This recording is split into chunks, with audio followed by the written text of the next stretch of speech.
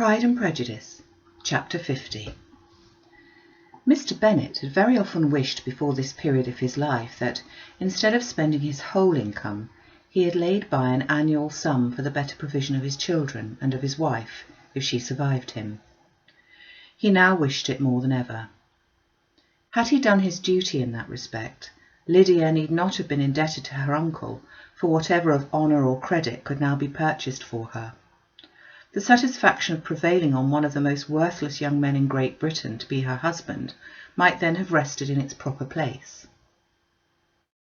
He was seriously concerned that a cause of so little advantage to anyone should be forwarded at the sole expense of his brother-in-law, and he was determined, if possible, to find out the extent of his assistance and to discharge the obligation as soon as he could.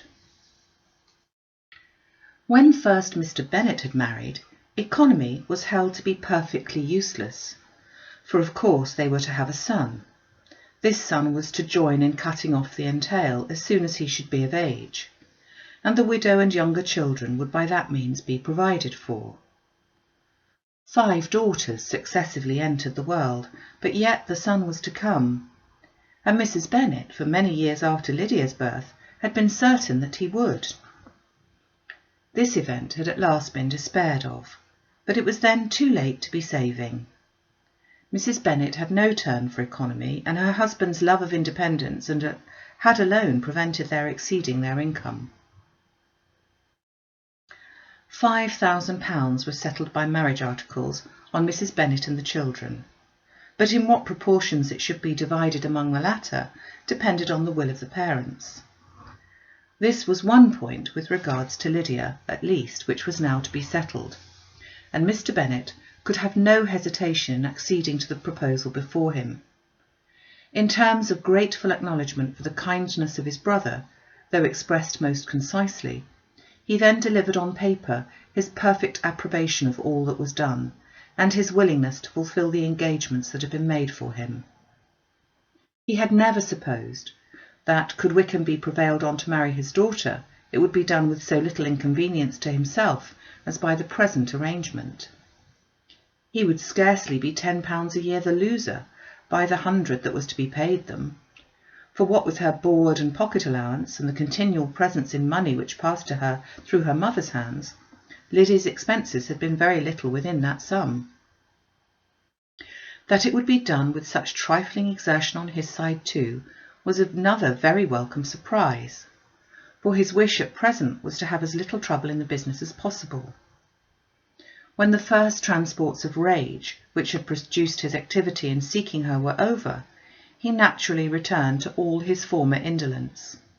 His letter was soon dispatched, for though dilatory in undertaking business, he was quick in its execution. He begged to know further particulars of what he was indebted to his brother, but was too angry with Lydia to send any message to her. The good news quickly spread through the house, and with proportionate speed through the neighbourhood.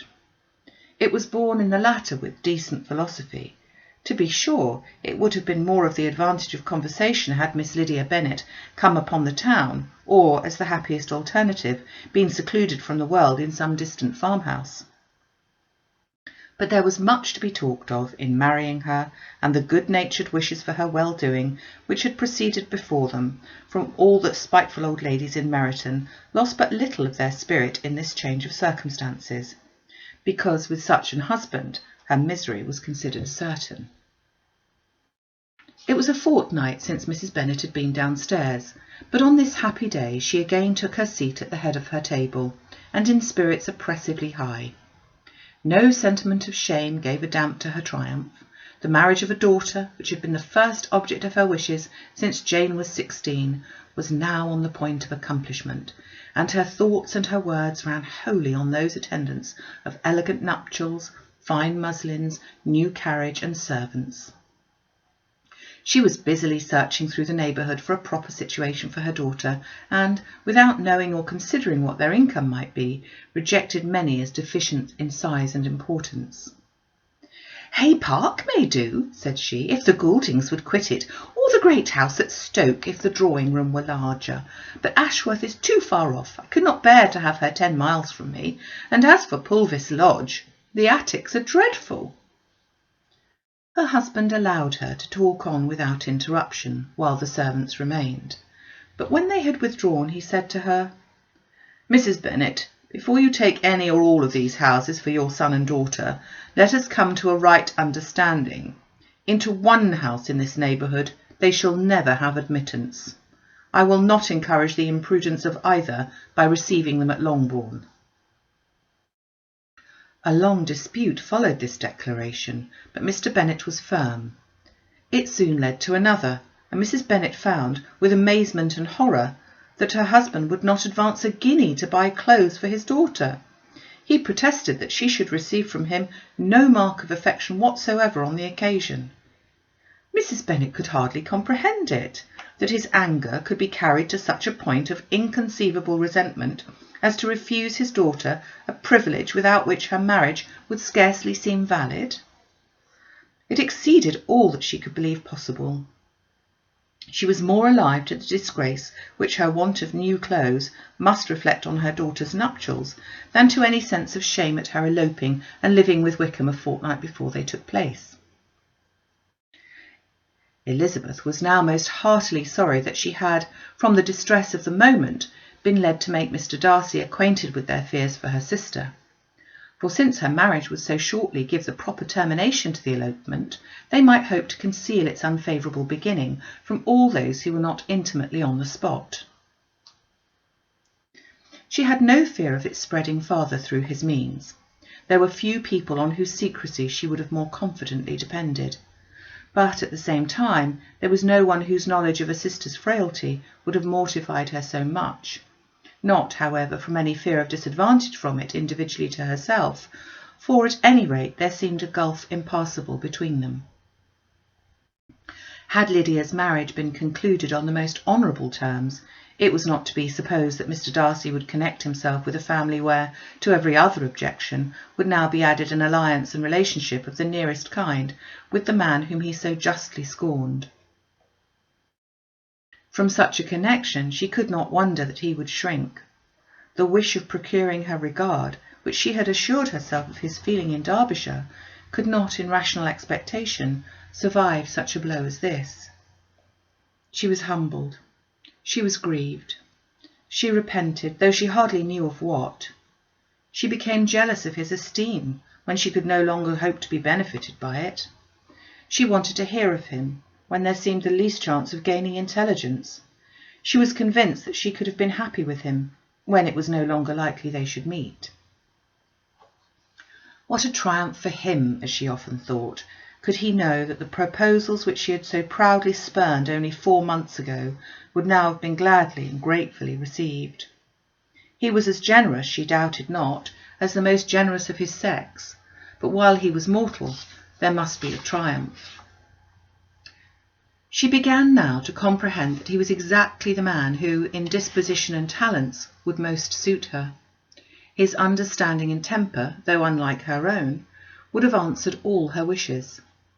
It was a union that must have been to the advantage of both.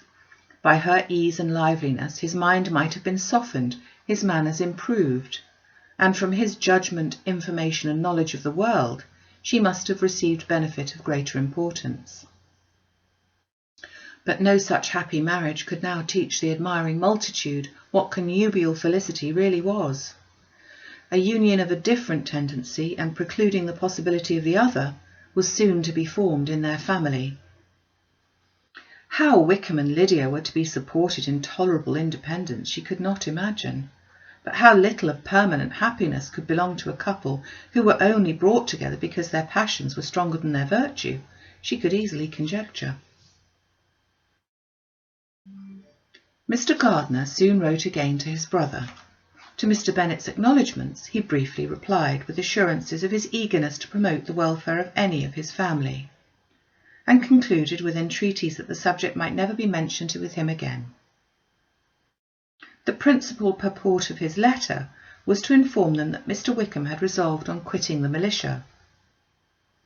It was greatly my wish that he should do so, he added, as soon as his marriage was fixed on, and I think you will agree with me, considering a removal from that corps as highly advisable, both on his account and my niece's. It is Mr. Wickham's intention to go into the regulars, and among his former friends there are still some who are able and willing to assist him in the army. He has the promise of an insigniacy in General Regiment, now quartered in the north. It is an advantage to have it so far from this part of the kingdom.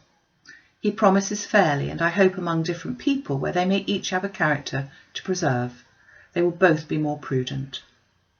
I have written to Colonel Forster to inform him of our present arrangements, and to request that he will satisfy the various creditors of Mr. Wickam in and near Brighton with assurances of speedy payment, for which I have pledged myself.